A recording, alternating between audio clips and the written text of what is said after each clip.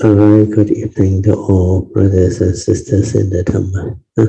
Today is the 6th of January 2022, Thursday class. We will be continuing our sharing from this book, The Wonderful Dharma Lotus Flower Sutra. We are on page 97 of the text, hard copy. Soft copy is page 55. Okay, just relax body and mind, maintain some form of a stable posture. Then we shall off the light and we can have our half an hour of awareness-based meditation. I will set the alarm now. So just relax, maintain awareness to stabilize the state of mindfulness within. Then use it to meditate. Then we will continue from where we started. Turn to page 97. The Wonderful Dharma Lotus Flower Sutra. We are at part 3. The translator. Translated by Tipitaka Master Kumarajiva of Yaoqing. Yaoqing was the name of the dynasty coexistent with the Qin dynasty, which was after the Three Kingdom period, San Guo and Yi. At the end of the Zhao dynasty, there were 7 states. The state of Qin conquered the other 6 states, and the Qin dynasty was established by Hsuan or Shi Huangdi. Later, it was overtaken by Han Emperor Kaozu, who started the Han dynasty. After the Han dynasty, during the Qin dynasty, some people still favored the Qin dynasty, so Fujian formed the Qin faction, which supported the descendants of Qin Emperor Shi Huangdi. He later established the Fuqing dynasty with its capital at Chang'an. In Chang'an, Fujian's court astrology has seen a wisdom star shining over India and told Fujian, in India there is a person of great wisdom who shall be coming here to protect our country. Fujian said, it is most likely Kumarajiva. We should send our troop to bring him here. He then sent General Lu Guang with 70,000 mounted troops to Kucha after Kumarajiva. Kucha was an Indian kingdom situated on the border of the present-day Xinjiang province of China. Then we move on to the next section. Announcement of meeting to form the Sino American Buddhist Association, name later changed to the Marai Buddhist Association. On the Chinese New Year this year, I announced that American Buddhism was going to bloom and bear fruits. This year's summer lectures session on the Surangama Sutra can be likened to a flower blooming. More than 20 people participated in the session, and I believe that every single one of them had changed a lot after studying the Sutra. Now one of my disciples' father is planning to give us a piece of land on which to build a temple. So tonight we are going to form a Buddhist association and then proceed with this matter. Before Lu Guang arrived in Kucha, Kumarajiva had told the king, China is sending troops to our country, but they do not wish to take our land. They have another objective, and you should listen to them and agree to their demands. But the king refused to listen, and when Lu Kuang arrived, the king of Kucha sent out his troop to fight. The Chinese army was large and powerful, and Kucha was just a little country. The king was murdered and his troop defeated. As the king had been an ardent believer in Buddhism, you may wonder why he was murdered. It was because the killing karma he had created in past life was too heavy. It was a fixed, unavoidable retribution. Lu Kuang captured Kumaraziva and started back. When they reached Xiliang in China, which is in the vicinity of Yan'an and Xinjiang, he heard that Fuqian had been murdered by Yao Chang, who had usurped the throne and set up the Yao Qin dynasty. Hearing that the government had changed hands, Lu Kuang set up camp in Xiliang, in the gorge at the base of two mountains. Kumaraziva advised him not to camp there, saying, "This is a dangerous place to camp. In the event of a flood, the whole army might be drowned." "What do you, a left-home person, know about military matters?" Lu Kuang retorted. "Why don't you just mind your own business?" He ignored Kumaraziva's advice. In the middle of the night, a flood swept across down the gorge, and Lu Kuang lost several thousand men. The next day, he realized that Kumaraziva was really extraordinary, that he had spiritual power. Before the troop had drowned, he did not believe in him, but now he certainly did. Since Fuqian had been murdered by Yao Chang, Lu Kuang decided to stay where he was and not continue on to Chang'an. 2 years later, Yao Chang died and his son, Yao Xing, took the throne. Yao Xing knew that previously Fuqian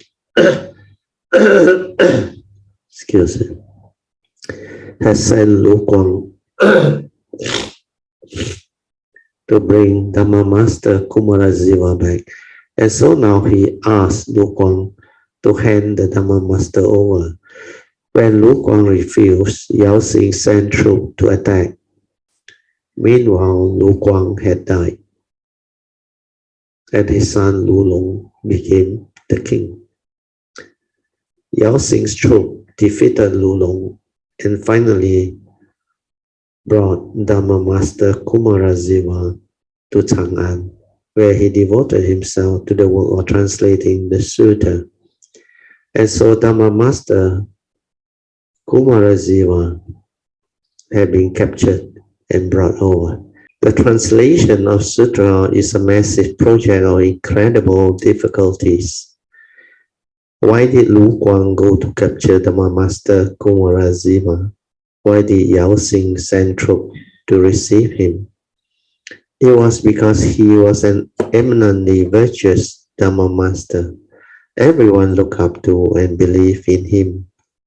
That was why Yao Xing had him captured and taken to China, where he translated numerous sutras. This was the causes and condition of how Dharma Master Kumaraziva arrived in India. After Master Kumaraziva arrived in India, Yao Xing taught, Dharma Master Kumaraziva's wisdom is unsurpassed.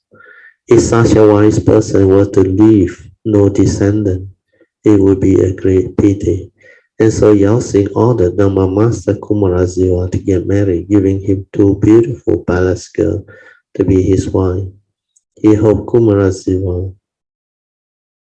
would have a wise son who would be heir to his knowledge. Kumarajiva had no way to refuse the king's order. He was forced to comply. What do you think happened after he complied with the king's wishes? At that time, there were over 800 monks in India assisting Dharma Master Kumarajiva to translate the sutta. Because although Kumarajiva was fluent in Sanskrit, he was not completely familiar with Chinese or Mandarin.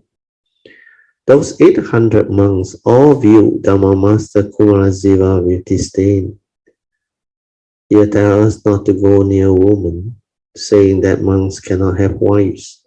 But look at you, they say. At that time, the situation in China was similar to that in the United States now. Many people who call themselves Dharma Masters still sneak around. Kumarajiva had always advocated that monks could not have wives. But now he himself was married. This angered the other monks. You are nothing but a talker, they said. You have cheated us all along. They did not realize that he had been forced by circumstances to do what he did. One morning when monks went to breakfast, they each found a package of needles on their plate. Dharma Master Kumarajiva announced, "There is no food today, so we are going to eat needles." The monks looked at each other, and not one of them dared to eat the needles. They thought the Dharma Master had certainly gone crazy or mad. They were even angrier. "How can you expect us to eat needles?" they demanded. "You want us to eat needles? You eat them first." "Oh, so you can't eat them," said Kumarajiva. "Fine, bring them over to me." When the 800 monks'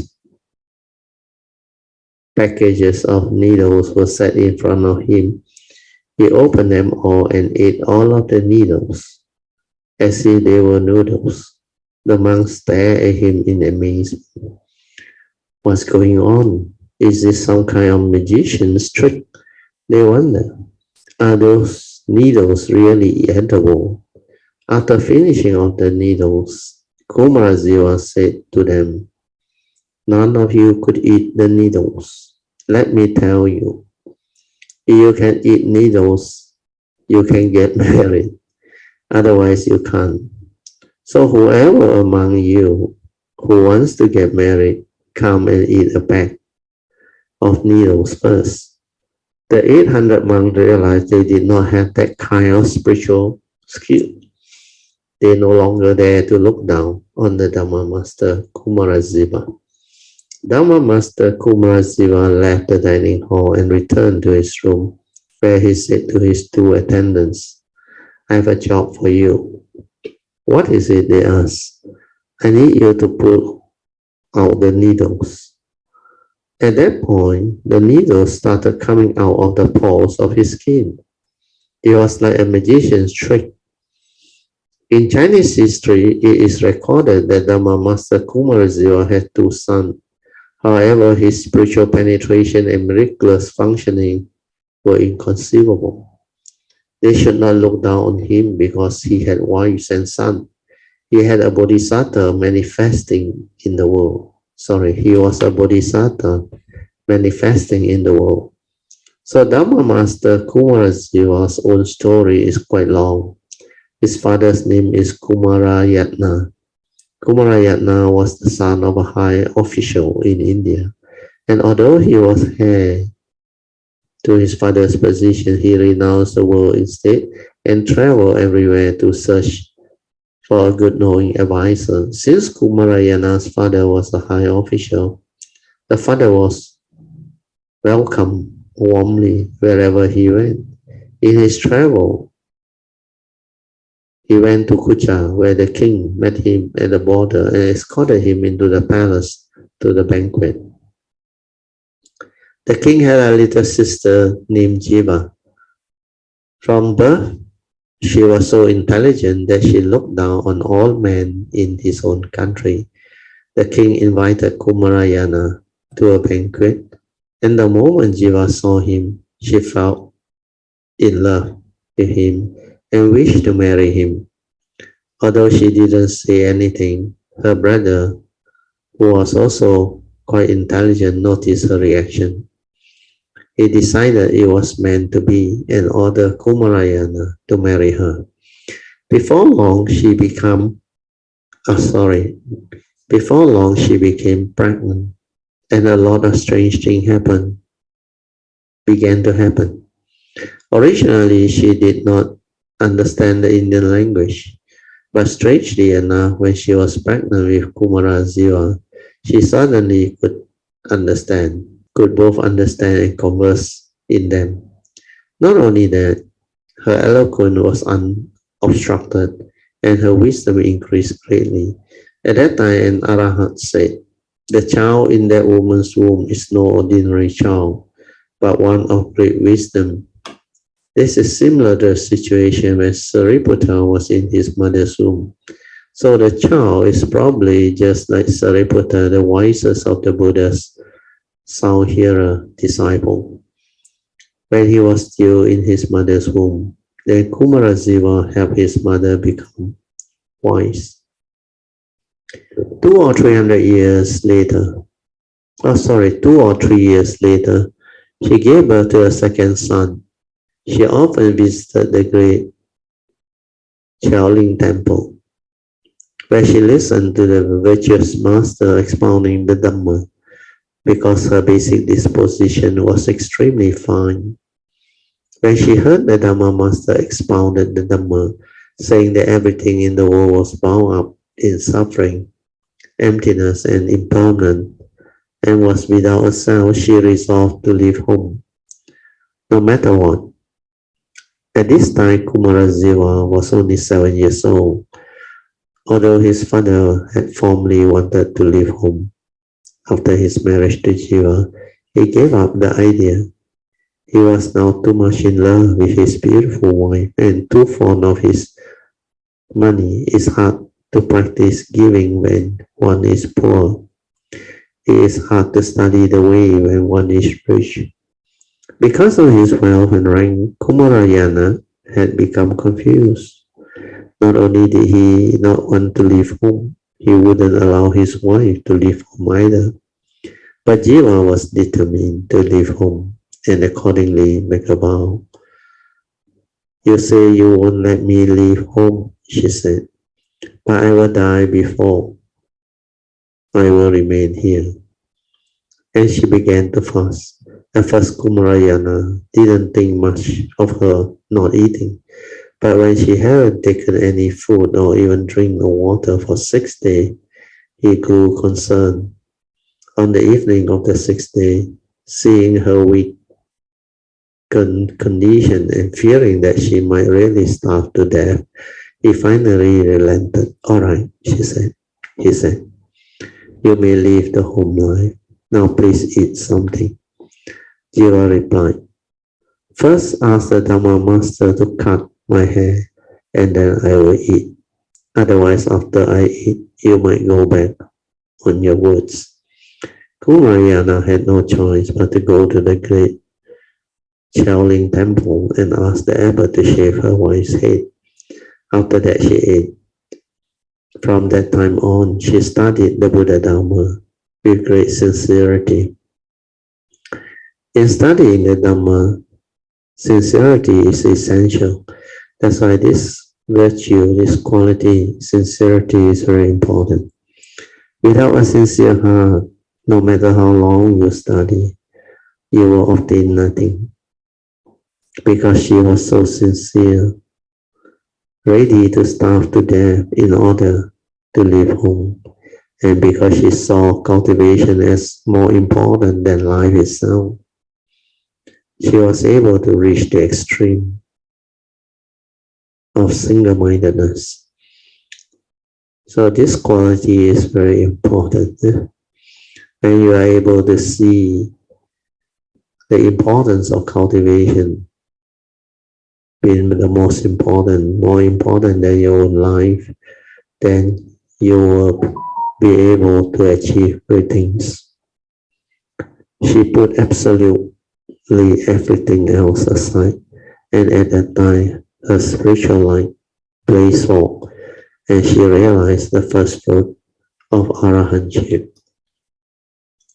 So this is very true. I remember in the early days, the moment I read about the Four Noble Truths, then the moment my nature understand all this,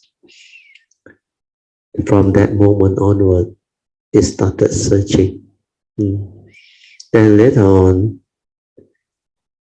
in the year 1986, when the sign came, when the message of Kuan came, this nature went all out to cultivate because of the understanding and the faith. So this understanding is very important. Nothing is more important than cultivation.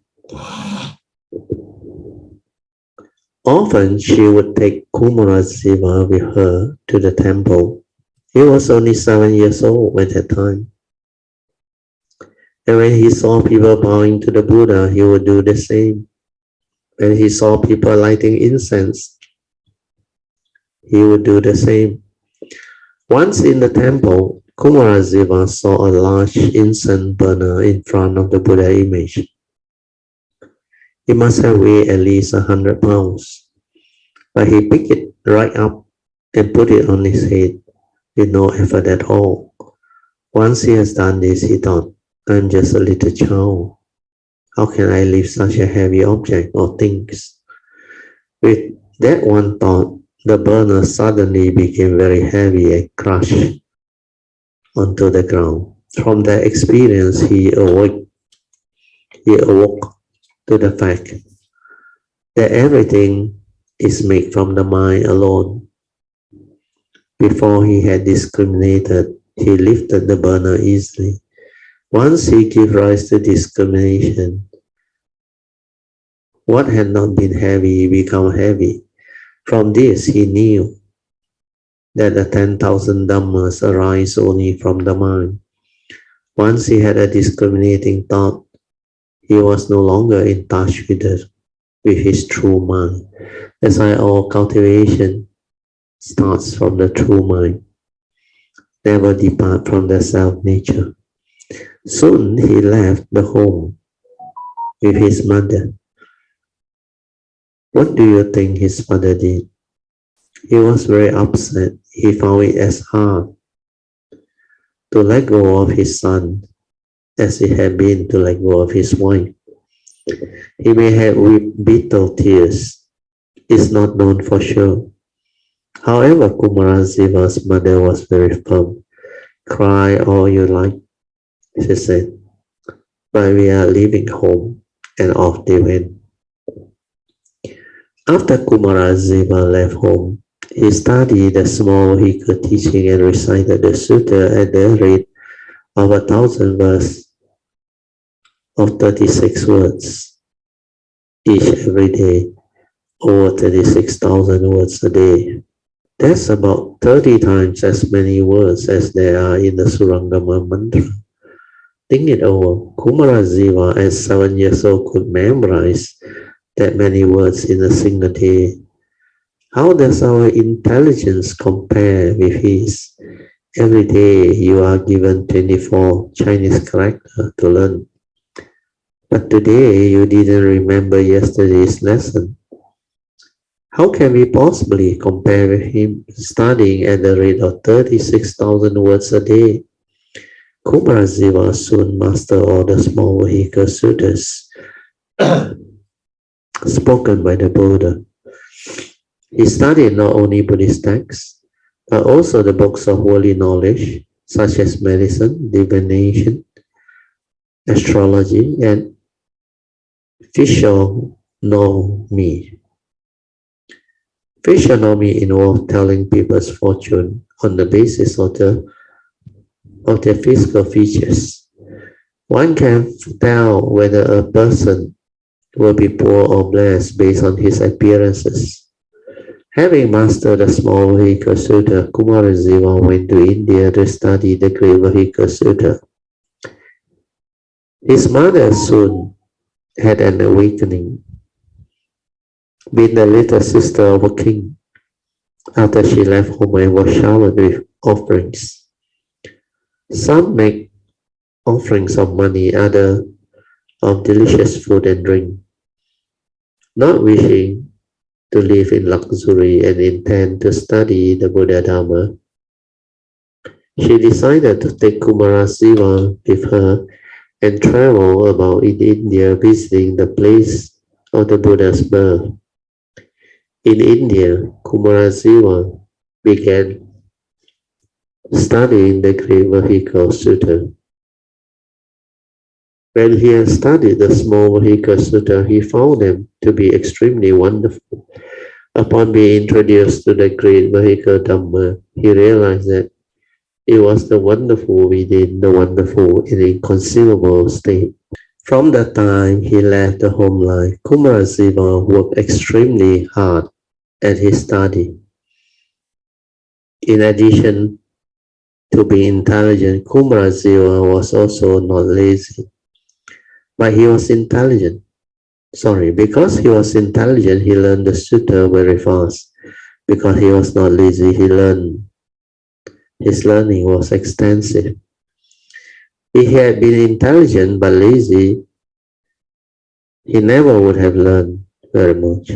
If he had been industrious but not intelligent, he also would not have learned very much. But since he had both, he learned very fast. When Kumarasiva had mastered the Great Vehicle Sutra, he returned to Kucha to propagate the Dhamma and teach living beings. Being as intelligent and studious as he was, he soon gained great renown as a Dhamma master. In a small country north of Kucha, there was a master of debate who thought that no one could out-debate him. He beat the palace drum loudly and announced that if anyone could beat him in the debate, he would chop off his own head and present it to that person as a gift. This too was similar to the incident which took place between Sariputta's uncle and the Buddha. As Kumarasiva happened to be passing through, he questioned the man about two principles, which rendered him completely speechless. Since he couldn't bear to chop off his head, he bowed to Kumarasiva as his teacher and studied with him.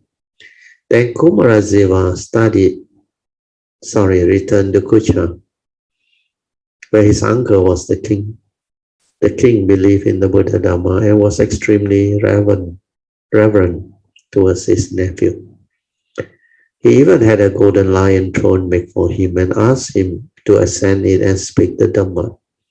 But at that time, Kumarasiva had something else in his mind. He wanted to convert his small vehicle master, Bandhudatta. His small vehicle master had a lot of disciples, and if Kumarasiva could convert him,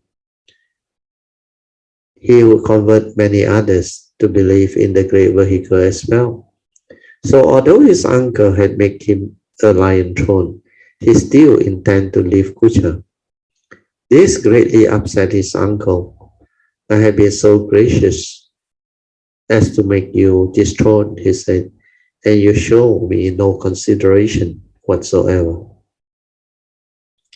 Curiously enough, shortly thereafter, Bandhudatta arrived at the border, seeking entrance into Kucha. When the border officer informed the palace, both Kumarasiva and the king went to meet him. The king asked Bandhudatta, "Why have you come from so far?"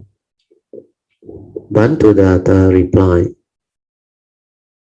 "I came first of all because I heard, great king, of your deep faith in the Buddha Dhamma and your respect for the Triple Gem, and I wish to meet you. Secondly, I heard of Dhamma Master Kumarasiva's success in propagating the Dhamma, and I want to see him." Kumarasiva was delighted to see his teacher, and spoke for him.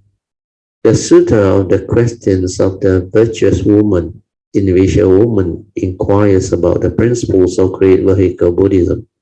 When he had finished, his teacher said, "Just what particular advantages does the great vehicle have that have caused you to take it up in lieu of the small vehicle?"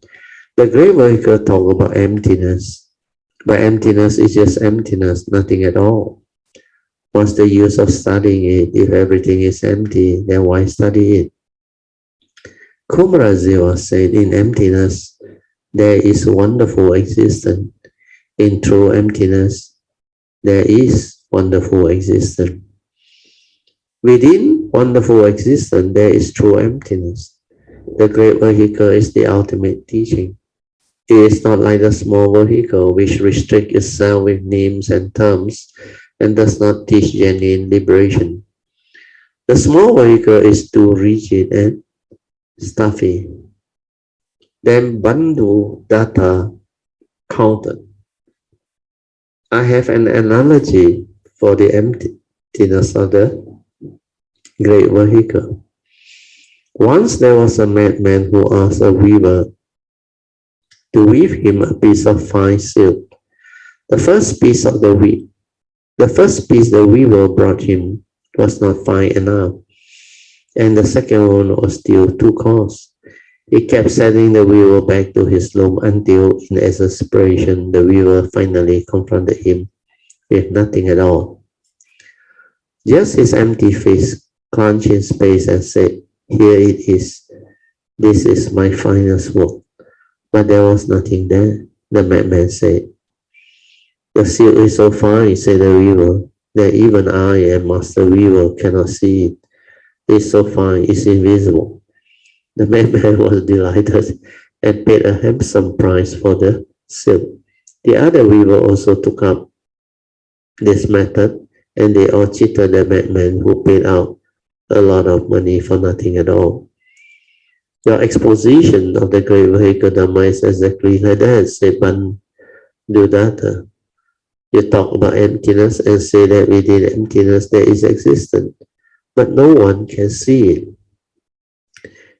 Then Kumarajiva said, No. And he continued to explain many subtle great vehicle doctrine to him, until finally, after over a month of discussion, he won his teacher over to the great vehicle and brought him to a true understanding of the doctrine of true emptiness and wonderful existence. Then what do you think happened? Bandhudatta said, "I want to bow to you as my teacher." Kumarajiva said, "You can't do that. I have already bowed to you as my master. How can you bow to me as your master?" Bandhudatta said, "I am your small vehicle master. You can be my great vehicle master. That way we will both have our masters, and we will both have our vehicles, and everyone will be satisfied. It's a big problem." In this way, Kumarajiva received his own teacher as a disciple. It's obvious from this that the ancient did not have a mark of self. They had true understanding. Otherwise, Bandhudatta would not have been able to bow to his own disciple as a teacher. He would simply have said, "I don't care how lofty your eloquence. You are my disciple," and that's it. The ancient had no view of self. They took their way as their teacher. At that, all that was necessary was that someone else to have more virtue than they, and they would bow to them as their teacher. They had no objective thought of rank or position, and they were not self-centered. One time when the weather was extremely dry in Kucha, and it hadn't rained for a long time, Kumarajiva manifested great spiritual power and set up a Dharma altar to seek rain. He announced, "Within 3 days, there will certainly be rain." Sure enough, before the 3 days had passed, it rained. Everyone believed in him even more. When the king of other nations invited Kumarasiva to go and expound upon the sutra, they would even allow themselves to be used as chair. Kumarasiva would deliver lectures sitting on the backs of the king, who did this, and the king would listen to the Dhamma that way to show how much they honor him and how much they esteem the Buddha Dhamma. In India and Kucha, Dhamma Master Kumarasiva traveled everywhere expounding upon the sutras and propagating the Dhamma. When he was still a child traveling with his mother, they once met an enlightened Arahant who told his mother, "You should take good care of this little novice. He is no ordinary monk. If by the time he is 36, he has not broken the precept, he will be able to teach and transform countless beings, as did the fourth patriarch, Upagupta, in India. The fourth patriarch lived in a stone cave. Every time he converted someone, he would put a slip of bamboo on his cave. Eventually, the cave was entirely filled with bamboo slips, which proves that he has saved an incredible number of people." Kumarasiva's mother related the Arahant's word to her son, and he believed them sincerely. Later, his mother certified to the third fruits of Arahantship. She took a look at his causes and condition and saw that her son's affinity lay in China. She told him, "The beings you should save are in China." Kumarasiva replied, "If I can help spread the Buddha Dharma to China, then no matter how disadvantageous it is for me, even if it costs me my life, I will do it. The way of the Bodhisattva is to benefit living beings and forget oneself. If I can contribute something to Buddhism, then I am willing to give up my life to do it, no matter how difficult the task is. I am determined to carry it out." It was at that point that Yao Xing finally took Kumarasiva to China. When Kumarasiva was still in Xi'an, Lu Guang's most esteemed minister, Zhang Zi, fell ill. A Brahma healer thought to swindle Lu Guang and claimed that he could cure Zhang Zi's illness. Lu Guang gave him a large sum of money, but Kumarasiva knew the man was a swindler and said to Lu Guang, "No matter how much money you give to him, you won't be able to cure Zhang Zi's illness. I will prove it to you. Here is the 5-color thread, which I shall burn into ashes. Then I will put the ashes in some water. If the ashes turn back into a 5-color thread, then Zhang's illness will not be cured. If they do not, he will get well. If you don't believe me, we will try it out." He burned the thread and put the ashes in the cup of water. As soon as he did this, the ashes turned into the 5-colored thread. Lu Guang still tried to cure Zhang Zi's illness, but was unsuccessful. Soon after Zhang Zi died, Lu Guang had spent a lot of money and got no result whatsoever. This was the inconceivable state of Dhamma Master Kumarasiva. His spiritual power was something which ordinary people could never fathom. There are many stories of his miraculous feat, but we can only give a general account right now. As you continue to study the Buddha Dharma, you will come to know the rest. Tipitaka Master Kumarajiva produced over 300 rolls of translations in his lifetime. When he was about to die, he said, I have translated many sutras during my lifetime, and I personally do not know if they were correct. If they are, then when my body is cremated after I die, my tongue will not burn. If there are mistakes, however, it will. When his body was cremated after he entered the stillness, his tongue was found and burned in the ash. This proved the sutta translated by Dharma Master Kumarajiva are entirely correct and without error. So that was the greatness of Kumarajiva.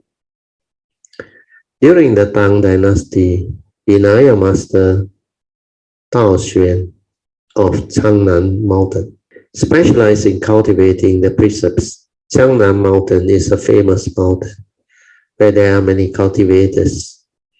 Elder Master Hsuan once dwelt in the heart on that mountain.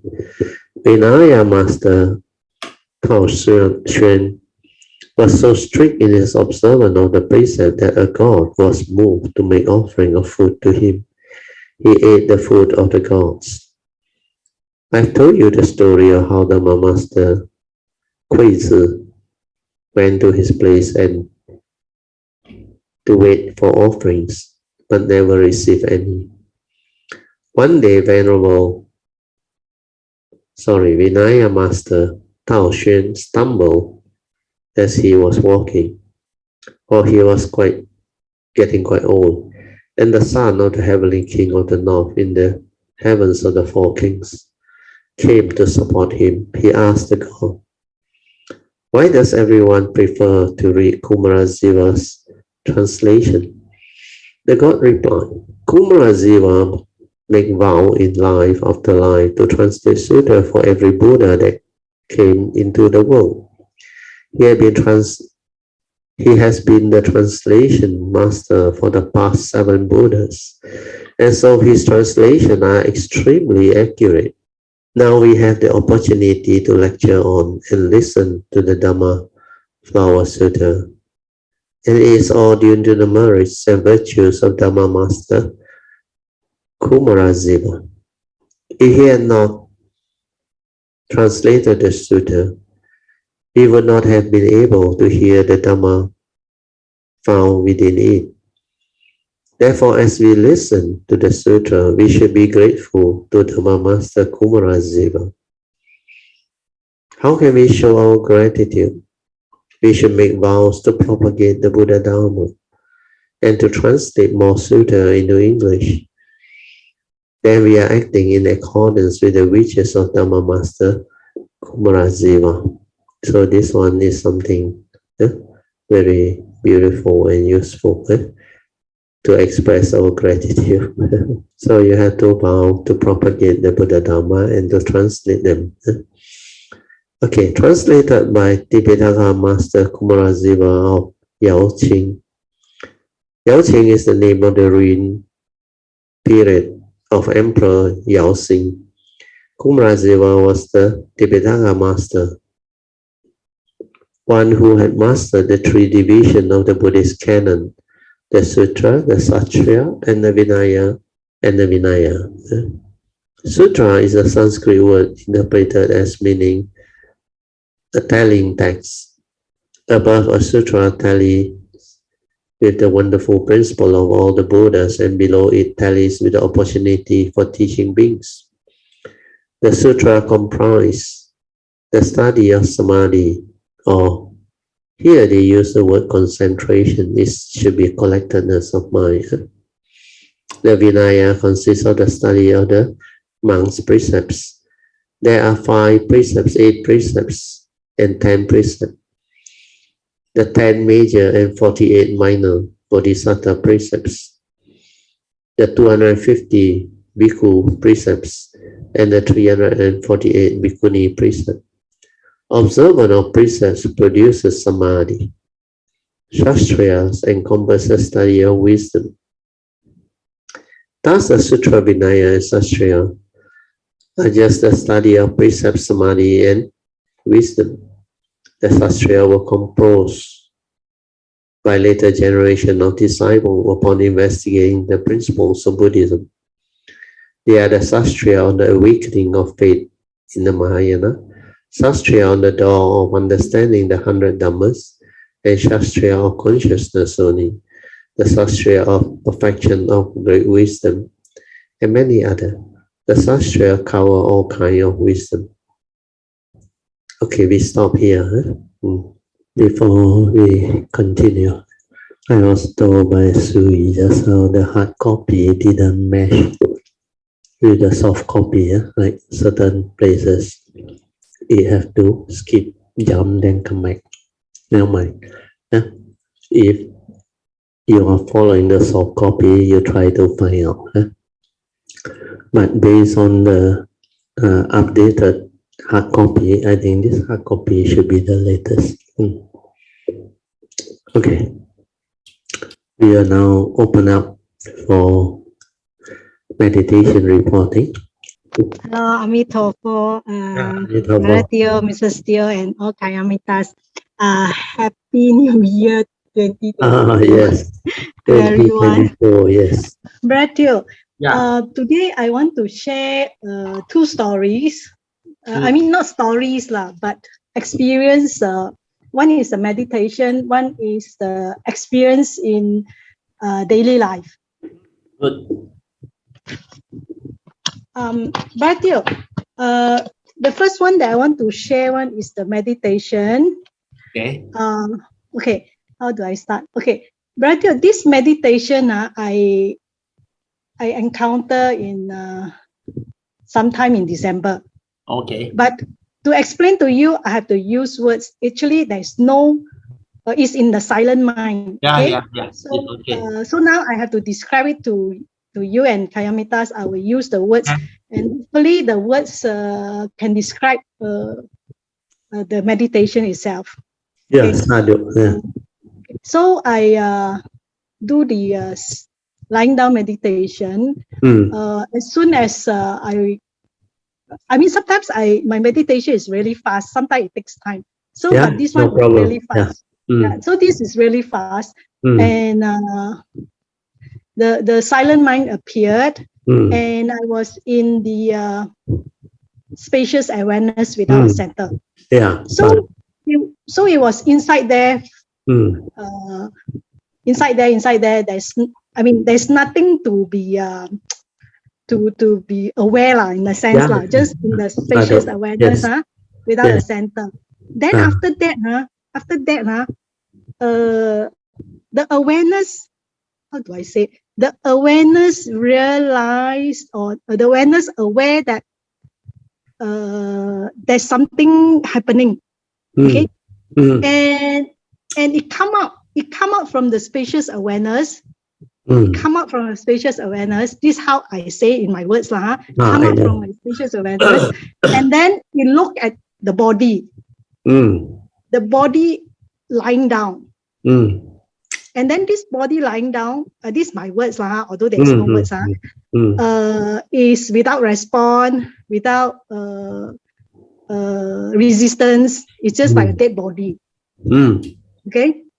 Then after, I mean, this is all happening by itself, Maratio. Yeah. I know.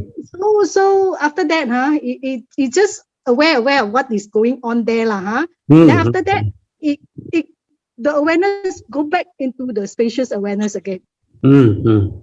Okay. Then it continue in the spacious awareness until it come out of the meditation itself. Okay. So this is first. Maybe Maratio, you want to say something first?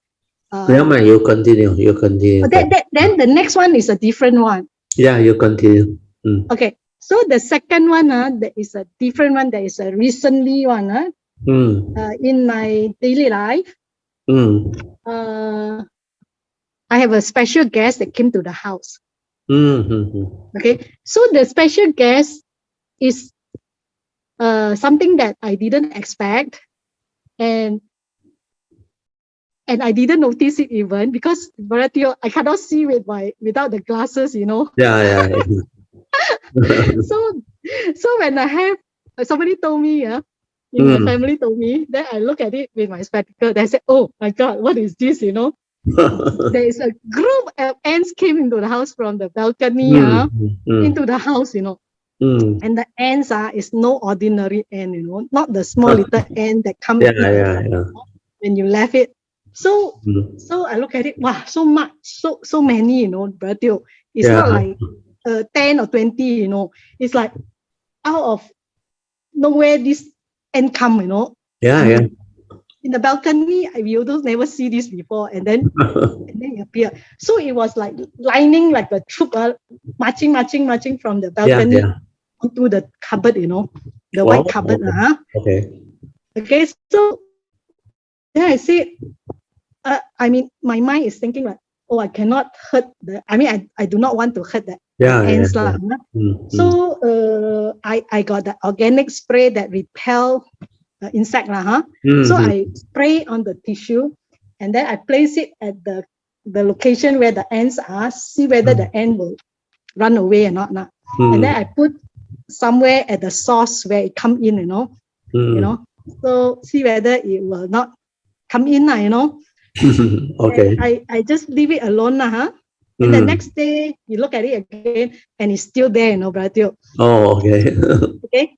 Then I say, since this one doesn't work, I got another floor cleaning that is also a kind of repellent that the ant do not like. That it will not kill the ant or anything like that.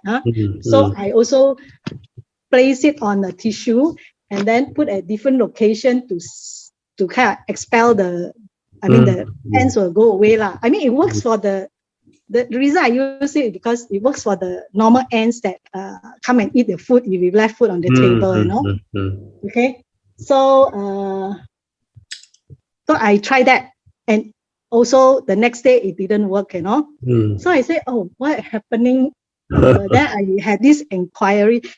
Something is not ordinary, you know. My mind just said, oh, this is not ordinary.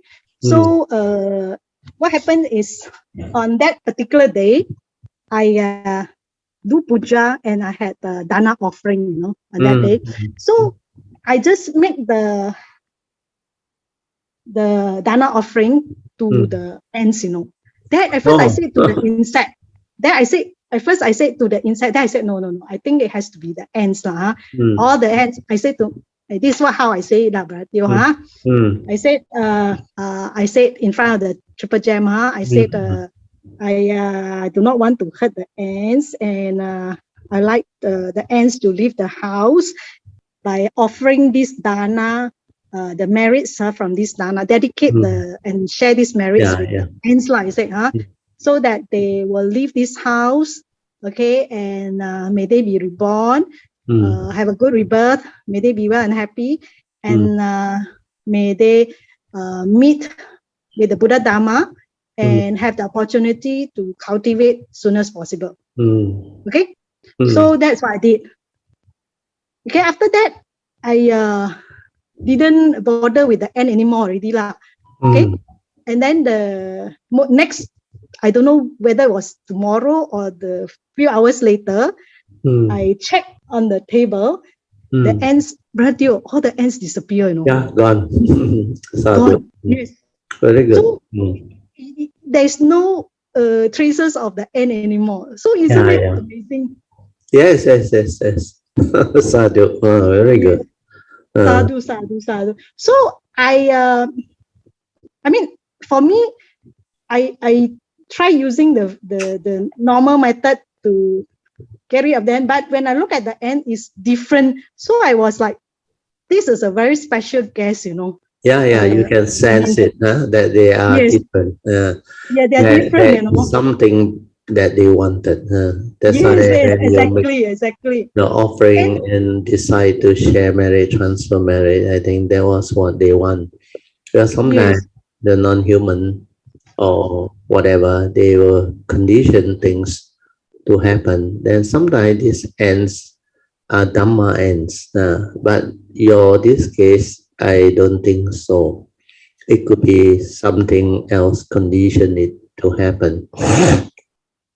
But the Dhamma end that I experienced, that time was 1989, when I was at my teacher's monastery, Sunyataram in Kanchanapuri.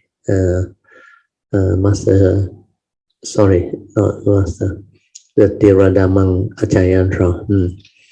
That time I visited him with another Kayamita, Uncle Ku.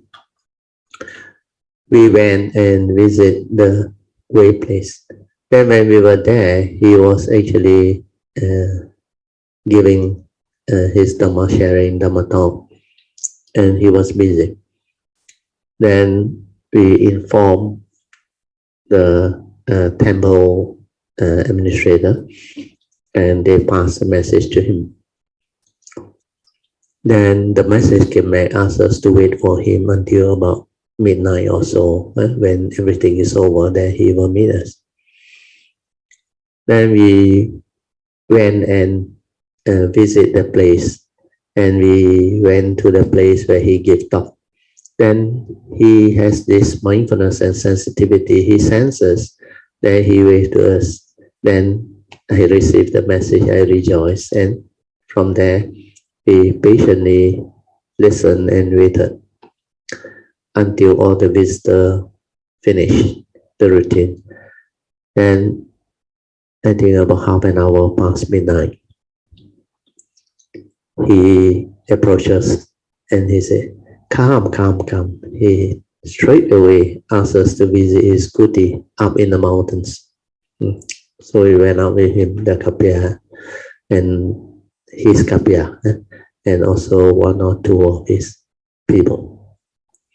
It seemed he already gave instruction to his chief disciple who stayed just below him, halfway up the mountain. Hsuan is the mountain top. There is a kuti pitch on top of a tree where we can climb up. There are steps.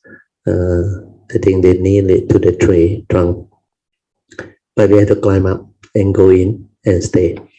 So that kuti, it seems, was reserved for us. He told us, tonight you all stay down there.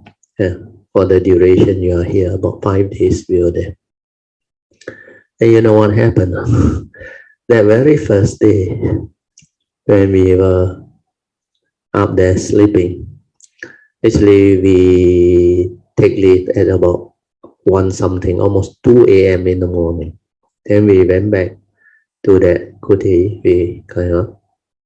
And everything was fine. Everything was fine. We set out our clothes. You know what is a cloth? The netting. Where the monks go to the forest, they put it up to ward off insects and mosquitoes. Then we lie down and do our meditation, and we also sleep there. So that kuti was big enough, quite spacious. I think for 2 persons is more than enough. Then when I was there, I have a look at that place where I can feel the energy there very strong. Then I look into the drawer. I saw this contemplation on death, the dead body and all those things where they do. They look at this photo and all those things. I think must be kept by the chief disciple. Then we decide to pay our respect, do our own self-chanting and all those things. Before we sleep, we normally do that. Then I lie down to sleep mindfully. Well, I was fully aware at that time. Then middle of the night, do you know what happened? The ants came. These are Dhamma ants. They came, like you say, it's like the full army came. The whole of the cloth, the netting, which my friend who went with me, Uncle Ku, I saw his netting completely, almost 80 to 90%, fully loaded with the ants. Then for me, strangely, the ants were there, but not much. I think about 10% or. But there is one small group. Because when I lie down to sleep, one of my head actually touched the netting of the other side.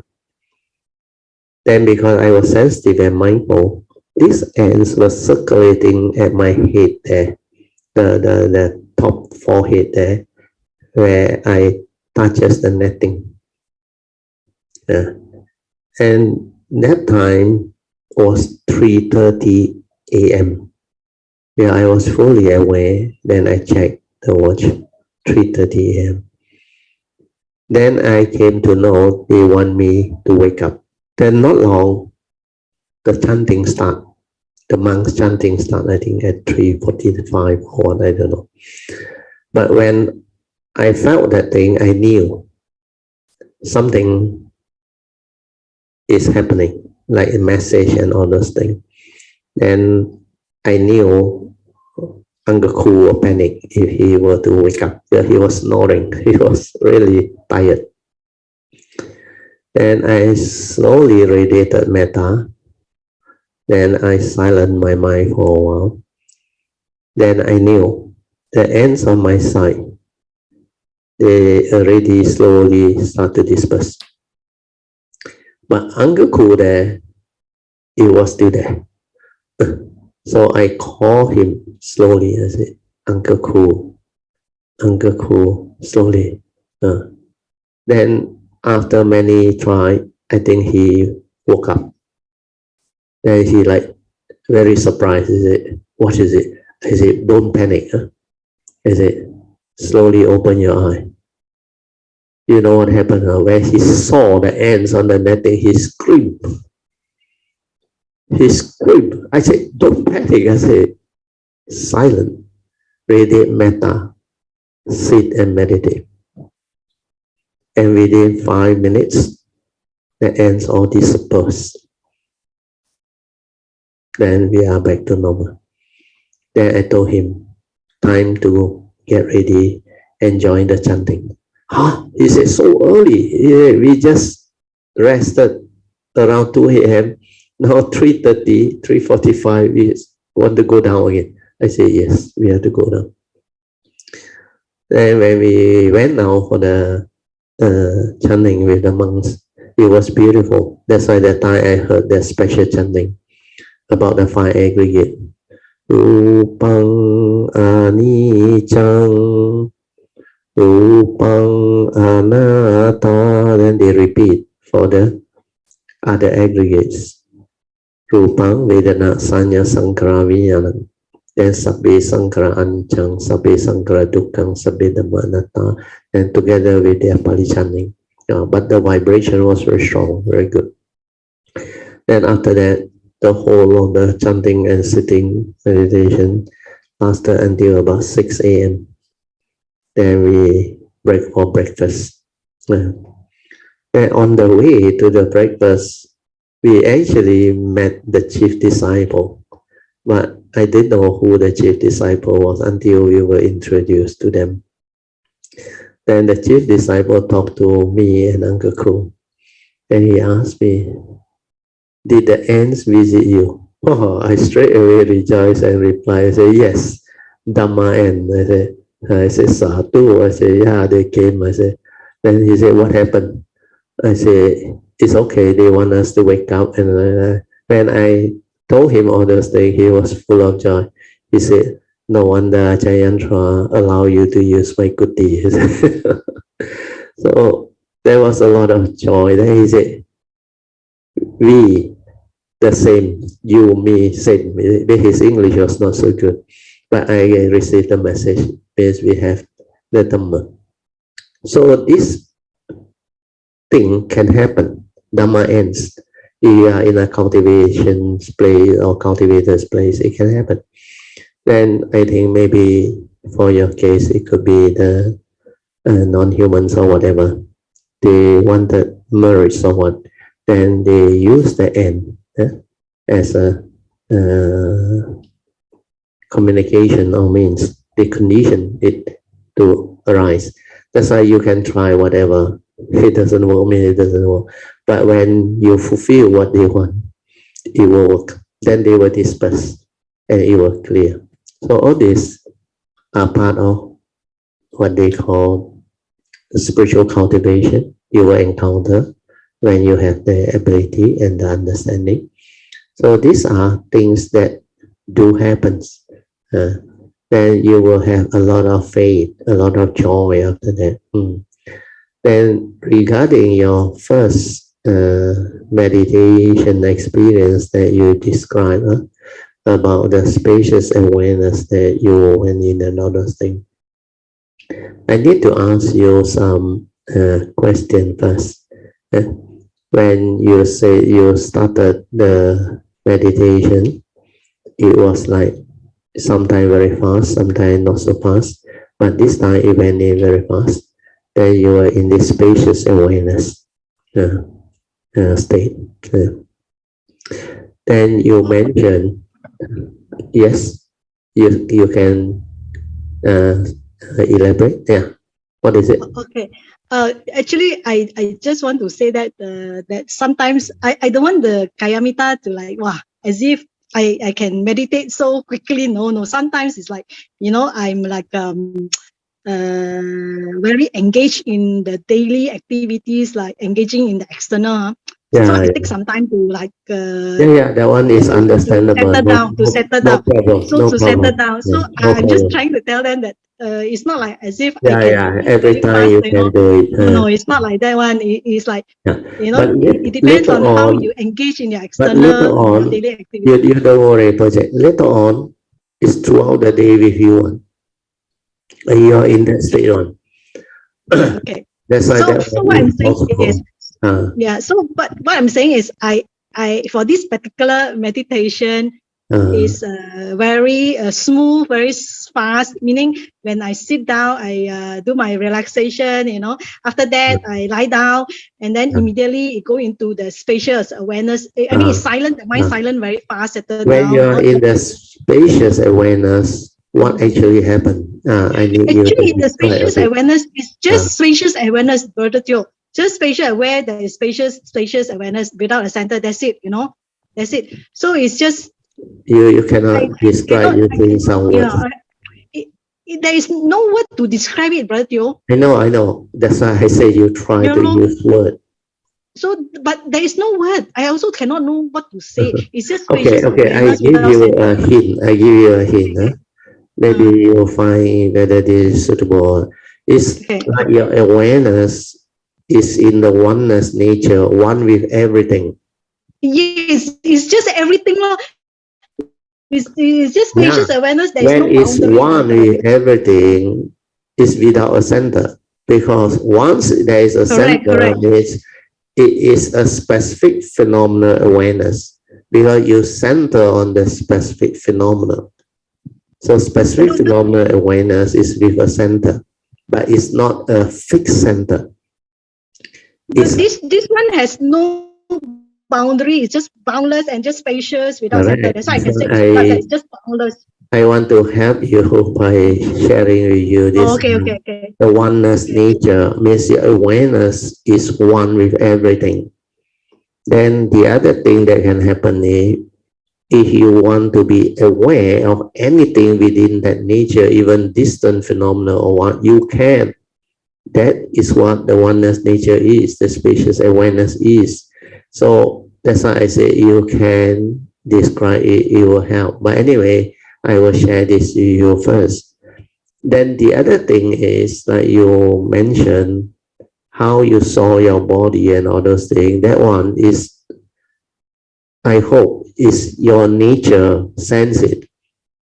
Because if you are like a consciousness come out and the consciousness look down, then it's different. That's why the second question is, when you say you see your body, how you see? How you see? let me explain. Okay, so I was telling you, so I go into this spacious awareness. It's just spacious awareness without center. It's just it's without a boundary. Okay, this I can describe without a boundary. There's no description. That's why it's just without a boundary. Okay. Then so what happened is I lie down, and then I went into this silent mind, and then this spacious awareness, and then it's just spacious awareness without it's boundless. That's why I know it's boundless without a center, and then it has been there for. I mean, I know it's just that you know, just that spacious awareness, and then after that, okay, then after that, I can follow the awareness. That's why I also don't know how to describe this, brother Teo. It just like I don't know, I don't know how to say it, but it just like seamlessly, it can see the next thing I know, it can see this body, you know, lying down. Okay. I mean, I don't have, you see, without resistance, without anything, no, brother Teo. There's no like I know you know words, no nothing. So it just see the body lying down. Okay, then after that, it's just no response. There's nothing like a dead person like that lying down, and there's no I mean, I just saying in words that there is no resistance, nothing like, you know. I just look at it like, I mean, I'm telling you, like, look at it. I mean, aware of it, like, you know. And then after that, I mean, all this happened by itself. I didn't do anything, and then that part is important. After that, I go back to the spacious awareness. It's like very seamless, very smooth, and like a flow without resistance. One, no, brother. Okay. Yeah. Okay. Everything like a flow without resistance. Yeah. I just want to make sure that it is not the consciousness come out. So based on what you described, very likely is because when you are in that state, the oneness nature, the spacious awareness without a center, but this nature is very strange. When it's one with everything, even whatever distant phenomena, very, very far or what, you want to know, you can perceive. That's why that nature can arise to develop the awareness of it. Then, like I said, how you see your body, I hope, is your nature that has this ability to actually manifest, to see. Then when it see, like you say, seamless, means no gap, nothing, then everything like happen by itself. So that one is okay. When that nature, when you are in that, you cannot describe, because that is your oneness nature. So more important is when you go through all this, you just silence everything and maintain the awareness nature within, then let it move. Means let the nature move. Means trust that nature. And when it moves, when it do all those movements, you will understand. Then when you come out, you can actually develop understanding and use word to try to let people understand. Like I just now explained to you, the words that I use is that nature has become like one with everything, the oneness nature. You use the word without boundary, which is also quite similar. But the oneness nature is very different. When your nature is one with everything, it's like you pervade the whole of the existence. Then no matter how far, how distant that thing, the phenomena within it, if your nature want to know, it can know. But it's just that understanding, the awareness of it. Then after that, you can actually silence everything and stay there and let it be. But whatever that manifests, understand it, because these are the transformations that are possible when you are with that true nature, that oneness nature, which very few people can go into. So when you go into, you have to develop the clarity of understanding by observation. It's completely silent and just find out what that thing is. Then when you have the understanding already, later on, when you come out of it, you reflect, you contemplate, and you will understand that this nature is very beautiful. That's why the Mahayana teaching, when it mentioned about the speck of dust, even one speck of dust, you have the ability to be in the oneness nature. That is the singularity, the source. The whole universe is there. Everything is there. You will understand because you have realized that oneness nature. But it has to be very stable. It has to have that understanding, because our nature is one with all things. Where that is the true nature, the original nature, 本来的面目. So this is what the source is all about. From the source, all things arise. Then when you are able to be in this state, it is still the awareness, nature, in spacious awareness, oneness with everything. But the final realization, the more important one, is the cessation, the complete cessation of form and mind, including the pure awareness, everything. That cessation, when it happens, is very different again. So you can go through all this, and all these are possible. As I started to teach you, when you can have this understanding. But now, maybe it's still new to you. That's why you find it difficult to use words to describe it. But later on, when you become more more akin to what is happening, and later on, as your wisdom and your understanding develop, then the understanding will allow you to develop your own understanding of what this thing is. Then you can find new words and new things to describe all this. Like a lot of things that my nature came to know. The spacious awareness, nobody taught me. I haven't really read about it in any book. Without a center, of course. That the specific phenomenal awareness also that I saw, I knew that I had to come out with the words to describe what this is.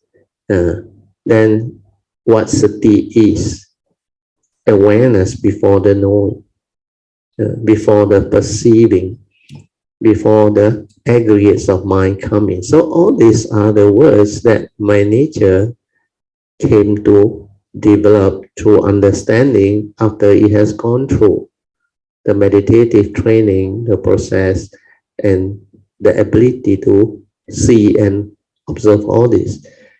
Initially, when I went through, my nature knew what happened, but I cannot find words to describe them or to share them. But I realized after many years, when my nature stabilized, then when I start to teach and when I start to share, then the words come. The words that are meant to be come. Then I can use them to actually describe all this. That's how it will happen. So for you, it will take a while. So initially, like you will have the understanding that you cannot use words to describe it. These are things which are beyond words. You cannot really describe. And you also don't have the stability of understanding at the moment, because you just went in not long and you have not stayed in those states or experienced those states for long enough duration and practices or cultivation. So all this will limit your ability to express, to share, but it's good enough. What you describe is good enough. And sadhu to you. But more important is not so much of the experience. The experience is part and parcel of the cultivation, because cultivator will go through. but more important is the understanding that come out of it. The understanding that come out of it is more important, that we know there is such a nature, and this nature is capable of what? It's not just to describe something esoteric for people to become curious. No, it's the awareness nature has this ability to allow us to be in that state of oneness. And that one you cannot describe, because it's not a being, it's not a mind, it's not something that has words. It's that nature. That nature has no word, but it is capable of that type of phenomenal experience. And that phenomenal experience is not like the normal thing that happen via the mundane mind or the thinking mind or via a consciousness and its content. No, it's just that pure awareness, that pure nature that has this ability to be aware. And when it has the condition and it wants to manifest and develop awareness, it can, even very, very distant, very, very far, like no way of you able to like listen or hear, because it's too far. It's like the other end of the universe or whatever within space, the massive of this limitless space. Then wherever that nature has the ability to reach, if you want to know, it can know. That's why that time I experimented with it. I was so amazed that all these are possible. But it's not for us to like develop psychic or whatever. No, it's nothing to do with that. It's that nature has this ability. That's why through all this cultivation, you will know the true mind, the true nature has a lot more things inside there which living beings haven't have a chance to understand or explore.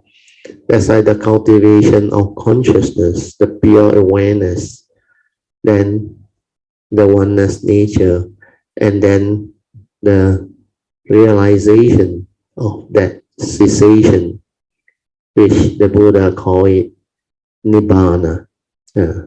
All this is what the spiritual field is all about, which is way beyond the normal comprehension of living being or sentient being. The living being and sentient being is only active.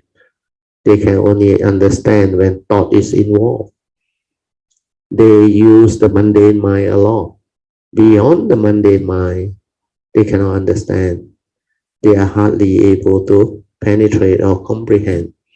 Even awareness, sati, the silent mind, they can't even touch it or realize it. Then for us cultivators, we not only have a glimpse, touch it, we can stabilize it, then we can go into it, then we can locate the gateway and move through the gateway. When you move through the gateway, a lot more things happen. The transformation is internal, and the consciousness become more and more refined. As you develop more wisdom and understanding, it will transform your consciousness.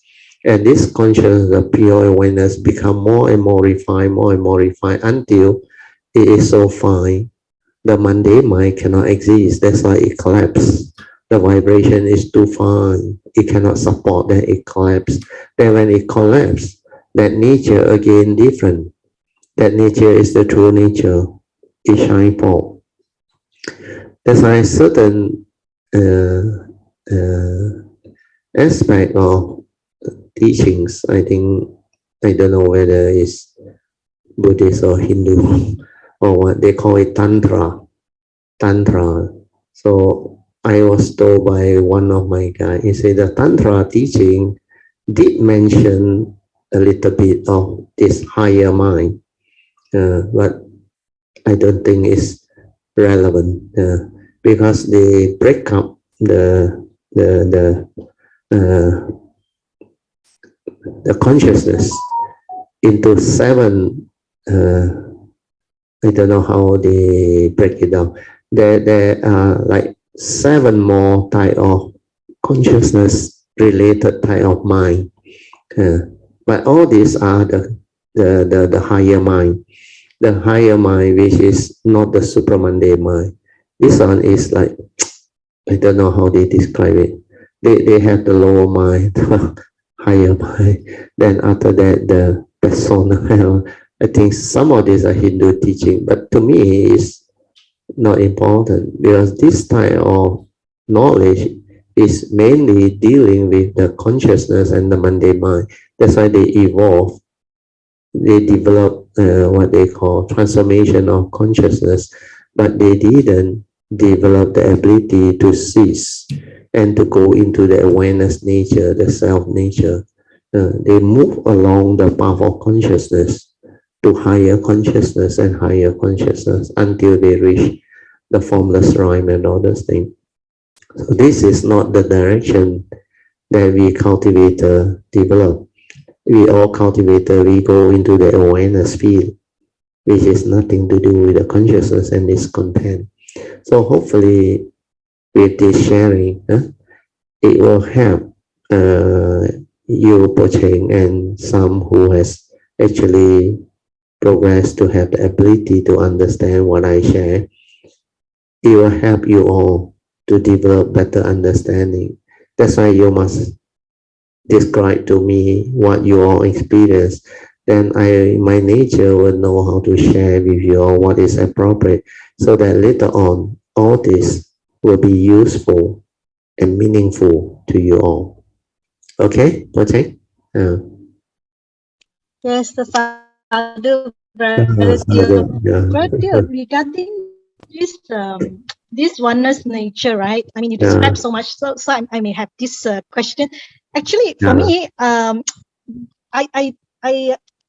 don't have the, how call that, the curiosity to want to know what is outside of this universe or whatever, you know.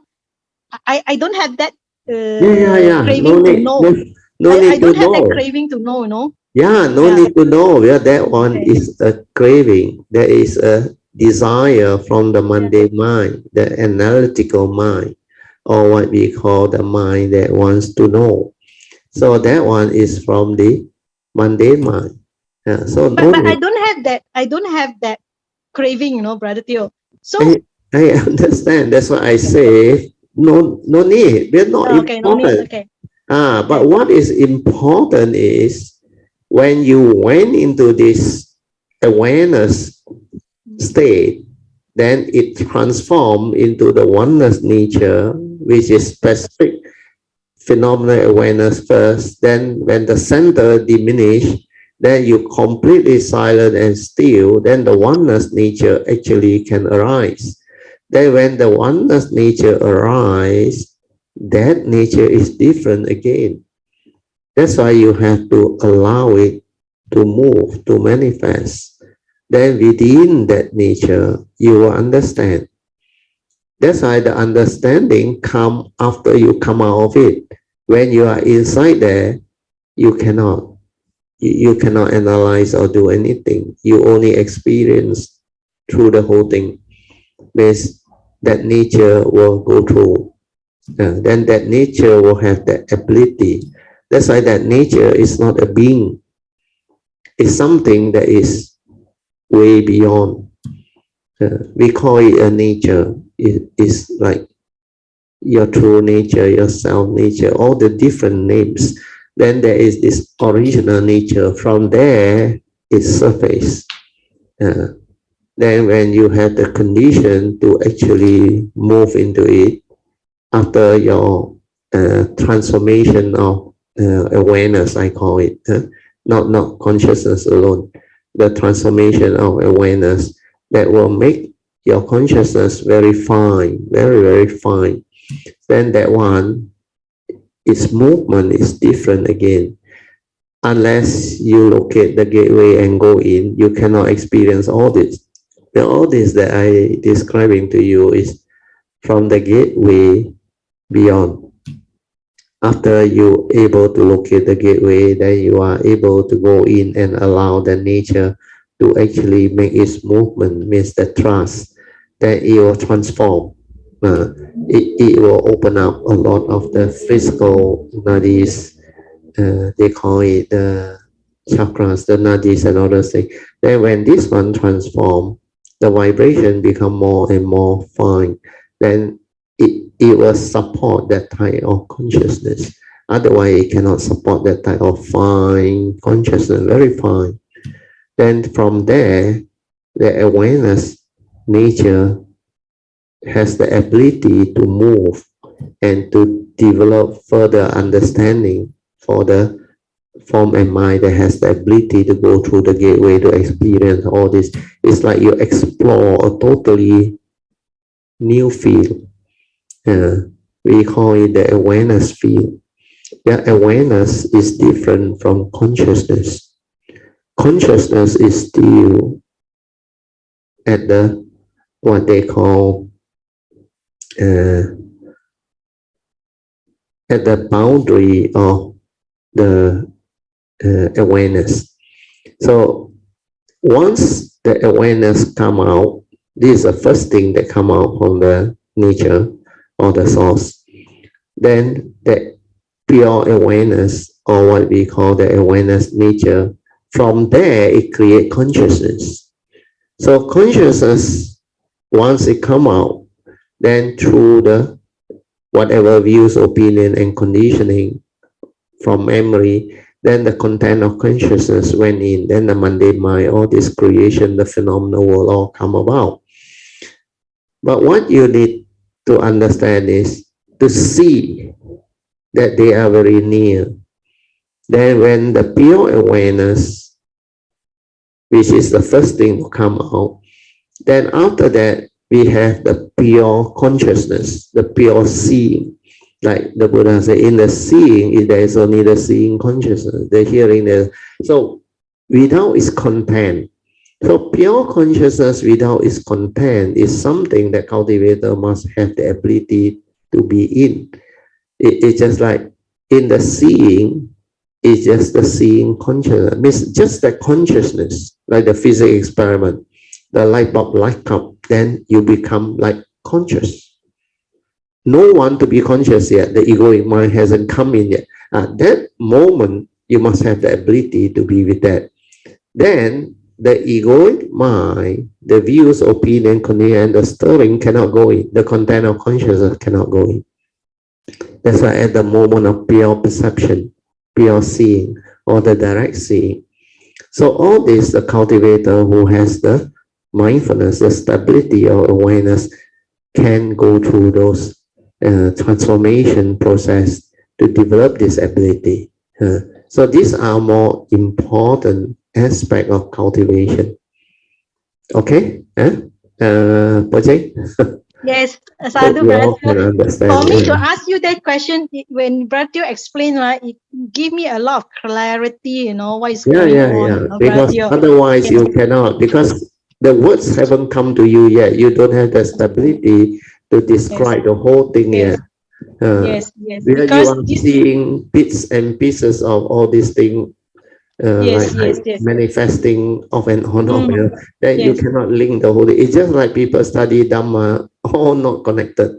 You cannot link them.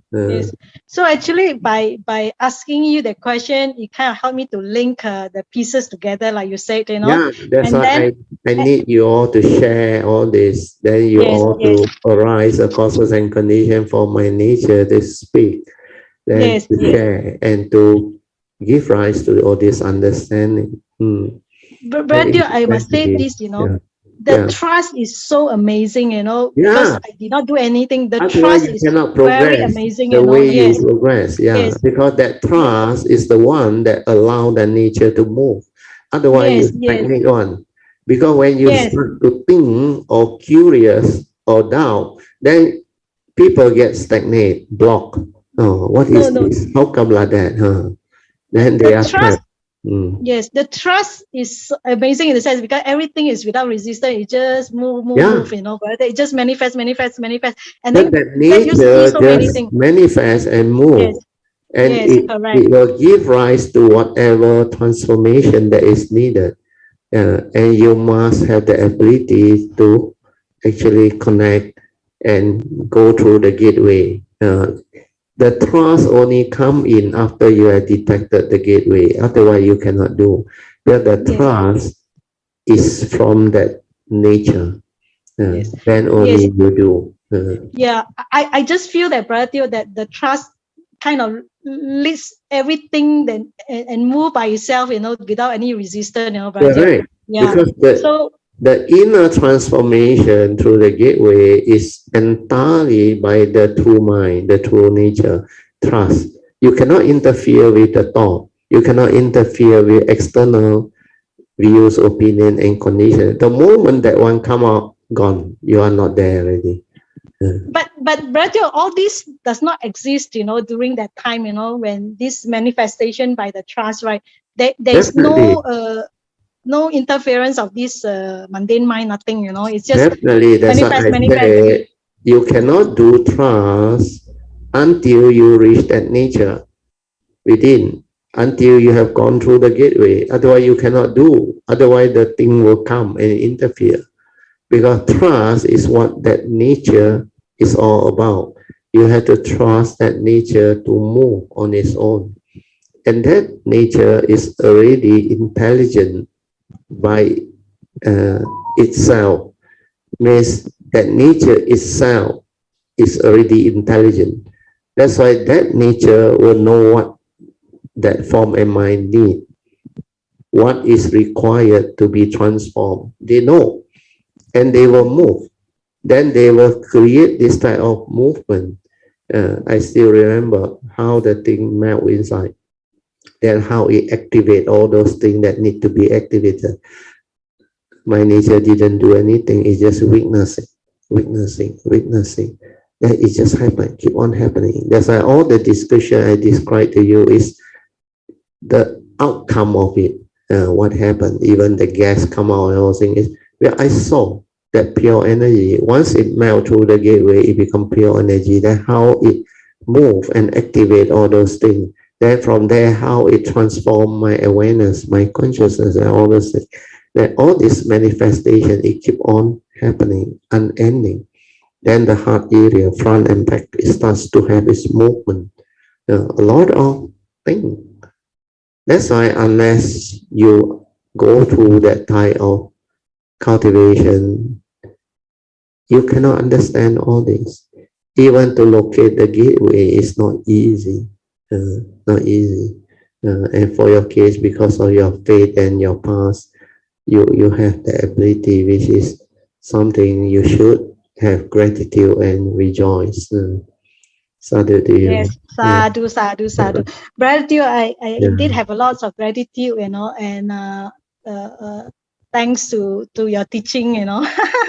Yeah, it's amazing. Brother Theo, talking about the gas, right? I must say that the gas, you can feel in your body the bubbles. You will release. You know? You will keep on releasing. Keep on. Then the beauty is no smell one. When you are doing it with the pure energy, no smell one. But you fuck the gas. Yes. It's very true. And then you can feel the bubbles in your body moving here and there, you know. All the time, you know. Yes. You can trace how it get released. You can move and come out, you know. And you will start to understand a lot of things which is not written anywhere, not described. Yes. Lucky Brother Theo tell me, I was thinking what happening to my body, you know, something strange, it's a cleansing. It's a cleansing. That one is some people call it detox. They do Ayurveda or saying that one use herbs or chemical. This one no need. This one is the pure energy that actually come out when you see whatever yin and yang energy external that the normal form and mind has developed. Even you do Tai Chi or whatever, or concentration or jhana or what. This energy that you have done, they are not wasted because they can be made use of. You can either use it to radiate metta, loving kindness, or radiate whatever compassion and all those things. It can. But a more useful way will be let it melt through the gateway. Then when it melts through the gateway, it's very soothing. As it goes through the gateway, it like transforms into pure energy. It becomes pure energy, and the pure energy is so pure and so beautiful. Then that one will know what to do. It knows which one needs the I use the word activation. They need to activate which part. It will work by itself. You cannot control one. You cannot like want it to go where. Cannot. It just happen by itself.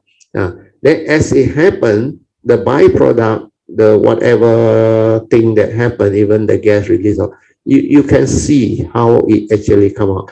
Then the life force later on, when it come, you can decide to channel 90% or 100% into that nature. So that time I use it to develop the internal movement and the meditation. That time I hardly use the life force to create thinking and thought, because when I meditate, I really went there. Then that nature just allow that movement. Then it is so amazing.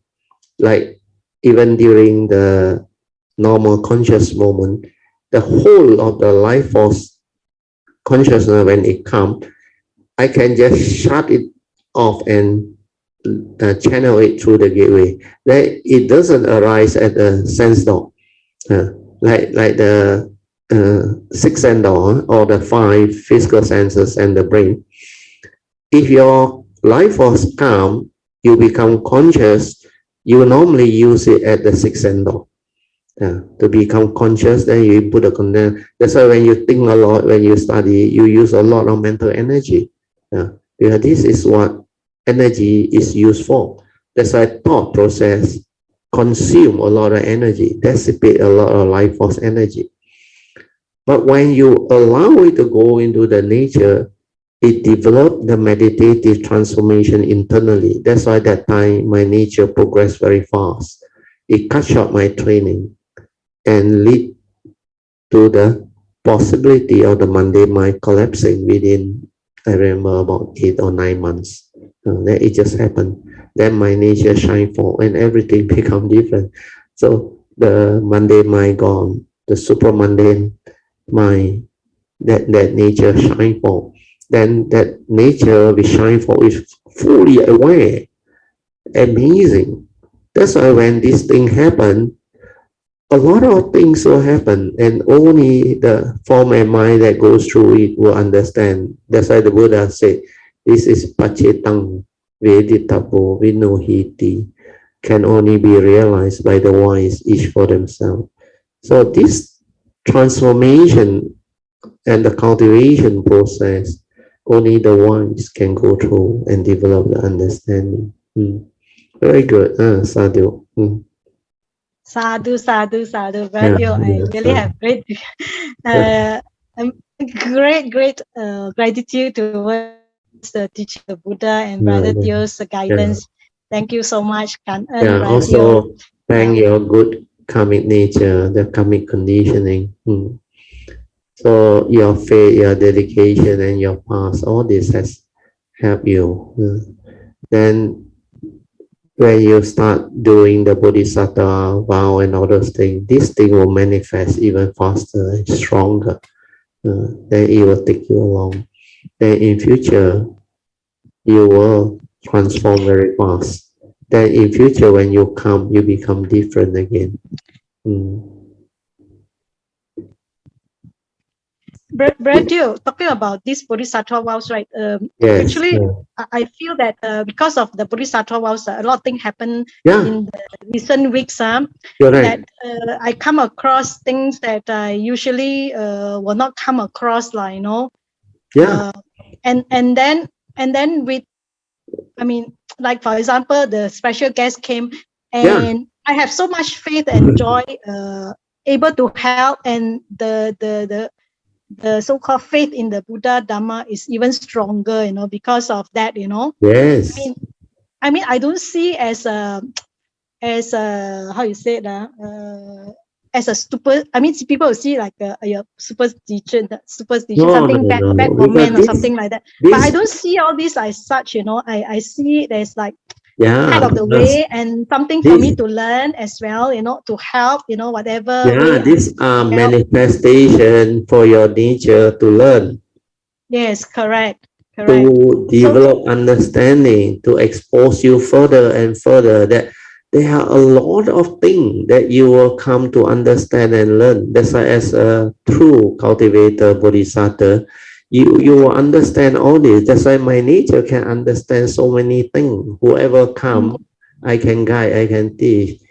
Yes. You think I learn all this? I cannot learn all this because of the cultivation. From the cultivation, all this understanding manifests. Then my nature actually inherited from the spiritual nature. So all this past cultivation come back to my nature. That's why I can understand a lot of things. Then I can see the sign, everything. That's why when I share and I teach, I become very different. Sometimes those who can sense me, they know the energy become very strong. It's like another being inside there saying things. It's from the nature, straight from the heart. Especially at a retreat, you go through, you will know. So all this is part and parcel of cultivation in the way. That's why you are just going through now, and you haven't really inherited your past cultivation yet, because maybe you don't have much to inherit. This life you learn the most. You have to learn a lot more. Then this Bodhisattva way will take you through to a lot of this type of cultivation, that you will continue to develop understanding. Then you have gratitude, faith, then you make aspiration, then you will start to accumulate your spiritual nature, perfect your spiritual nature. But this is like a cultivation process to develop what they call like your karmic nature. When you cultivate following the advice of the Buddha, you develop perfection of the karmic nature. Then you will have a very beautiful karmic nature to support you whenever you come. But spiritual nature is about perfection of parameters, perfection of virtue, perfection of wisdom, understanding, exposure, and all those things. So all this will actually contribute towards your spiritual nature. It's just like how you build up your karmic nature. You will build up your spiritual nature with all your perfection and all the whatever things that you do when you come as a form and mind, to cultivate the bodhisattva vow, to fulfill your vows and all those things, to go through all this, what they call exposure, like the Wu Liang I Ching, all the sharing, the numerous meaning of Dhamma and the wonderful Dhamma that we are going through now. This is unending. The scope is unending. And these are the limitless wisdom and understanding that you can go through, cultivate, and perfect. And this is what you need as tool when you come to do this work as a bodhisattva. Otherwise, you cannot go. How can you share and teach if you don't have this type of understanding and nature? Dhamma alone is not enough, because the world is so complicated, so complex, so full of things that people cannot understand. It's not only the materialistic, the mundane, but the super mundane itself is a lot more. And that feel, the awareness, the consciousness is very, very deep and a lot. That's why you have to go through all the training, the transformation, the understanding, You have to perfect them. Then only you can have that type of nature to share and to teach. So what you are going through is just the initial happening, the superficial. That's why you will go through all this, and as you evolve, you become different. Now you still have this thought there to like I won't say it's condition you. It's like you will still go and think, oh, like just now you described. It's not to say you are curious or this thing still there. But later on, after you went through all this and go beyond all this, then this type of thought disappear, completely disappear. You just continue to cultivate and move. Then you will develop understanding like what I used to share with you.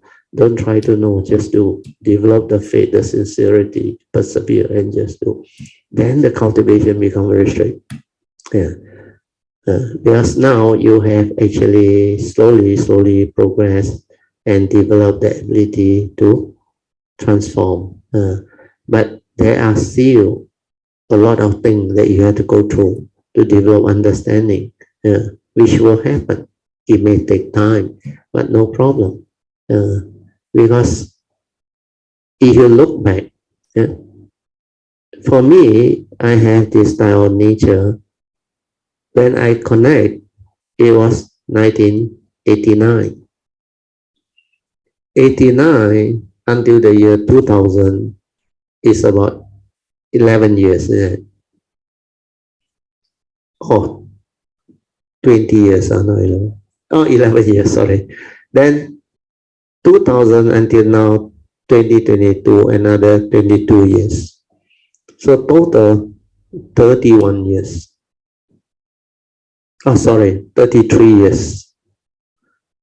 33 years, this nature has moved and transformed and evolved to become what it is today. And it has inherited the understanding and all those things, and it has evolved all this understanding to share and to develop all this condition for the Dharma to flow, to manifest. So all this is not easy. And this 33 years, you may think it's only 33 years, but I started at the time, 1989, when I have my past, everything which I inherit and I develop all this. It's not easy. Normal people cannot do. And I was very lucky. That time, 1989, I was 35 years old. That's why I had the luxury of time. Even now, 68. 33 years, yes. Let's say I live until 80. Maybe like the Buddha, you have 45 years. So 45 years of this type of movement and evolution, it is not something ordinary cultivator can develop. That's why all this, you will start to have an understanding. Then you will rejoice. You will have a lot of gratitude. That's why in the early day, I did give some hint to people.